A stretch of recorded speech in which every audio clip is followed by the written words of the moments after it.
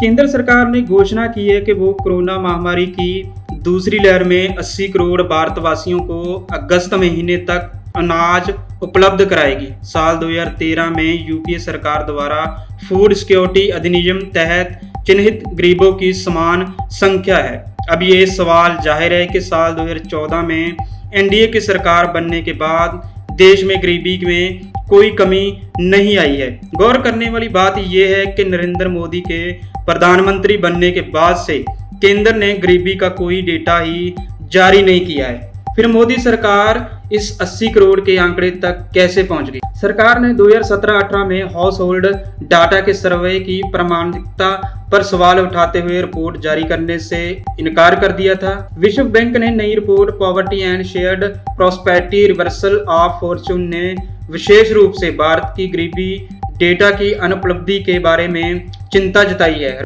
Report में चेतावनी दी गई है कि गरीबी विरोधी नीतियों के डिजाइन और निगरानी के लिए समय पर गुणवत्ता सुनिश्चित और पारदर्शी डाटा का कोई विकल्प नहीं है। डेटा की गुणवत्ता पर चिंताओं का हवाला देते हुए भारत सरकार ने राष्ट्रीय संख्यक कार्यालय द्वारा 75वें राउंड में आयोजित 2017-18 के all India household consumer survey एक्सपोल्ड डीसर सर्वे जारी नहीं करने का फैसला दिया था। इस फैसले से हाल के वर्षों में देश, दक्षिण एशिया और दुनिया में गरीबी को समझने में अंतर देखा गया है। भारत सरकार के पास जो डेटा अभी मौजूद है वो साल 2011-12 के दौरान नेशनल सैंपल सर्वे द्वारा आयोजित 68वें राउंड के सर्वे का है, जिसमें ज्यादा जानकारी नहीं दी गई थी और ये पूर्ण हूबहू पर आधारित नहीं है।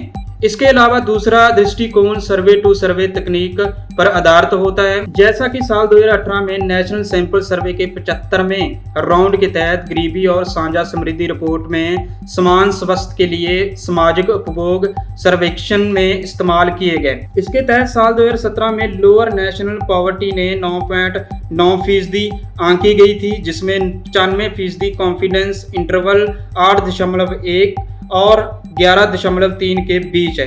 भारत में इसका मतलब ये है कि गरीबी की जनसंख्या 109 मिलियन और 152 मिलियन के बीच में है, जबकि ये दर दक्षिण एशिया में 7.7% और 10% के बीच है, यानी 135 मिलियन और 180 मिलियन लोग गरीब हैं।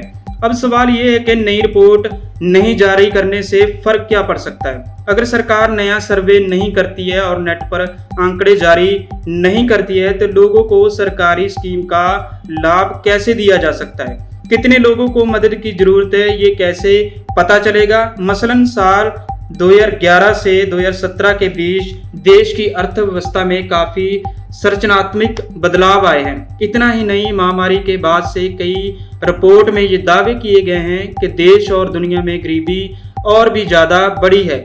ऐसे में जाहिर है कि देश में गरीबी की संख्या और भी ज्यादा बढ़ी है, लेकिन डेटा नहीं होने की वजह से सरकार उन तक मदद कैसे पहुंचा रही है, ये सवाल चिंता का विषय है। Bureau report, MNTV, Delhi.